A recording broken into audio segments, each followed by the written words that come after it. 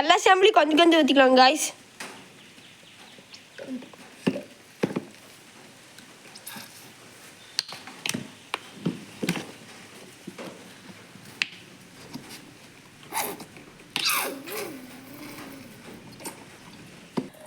எல்லா சாம்பிளையும் கொஞ்சம் கொஞ்சம் ஊற்றி வச்சு காய்ஸ். இப்போ நல்லா கலக்கிட்டு இருக்காங்க.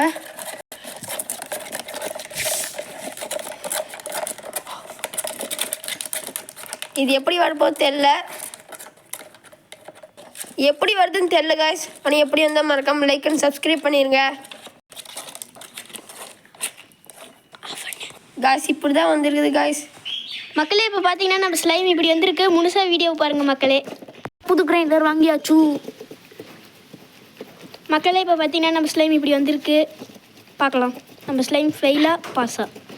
இதுதான் மக்களே பெரிய போராட்டமாக நடந்துகிட்ருக்கு இப்போ. மக்களே பாருங்கள் நம்ம ஸ்லைம் இப்படி வந்திருக்கு. மக்களே பாருங்கள் நம்ம ஸ்லைம். இப்போ கலருக்காக மட்டும் ஒரு லிக்விட் ஆட் பண்ணியிருக்கோம். நம்ம பெயிண்ட் லிக்விட் கூட நீங்கள் ஆட் பண்ணிக்கலாம், ஒரு பிரச்சனையும் இல்லை. ட்ரை பண்ணுறதா இருந்தால் யாரும் இது சோப் போட்டு நல்லா கை கழுவுங்க மக்களே. சாப்பிடும்போது இதில் எவ்வளோ கெமிக்கல் இருக்குன்னு தெரியாது. எக்ஸ்பீரியானது தான் மக்களே இதெல்லாம். பாருங்கள் மக்களே இப்போ கலருக்காக ஒரு ஷாம்பு ஆட் பண்ணியிருக்கோம். அந்த ஷாம்பு உங்களுக்கு காட்டுறேன் பாருங்கள். இதான் மக்களே அந்த ஷாம்பு.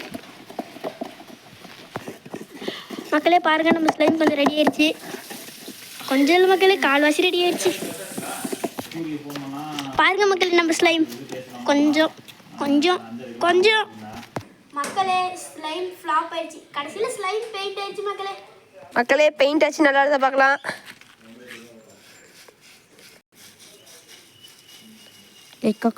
ஸ்லைம் செய்ய முடியலனாலும் பெயிண்ட் ஆச்சு செய்ய முடிஞ்சு மக்களே.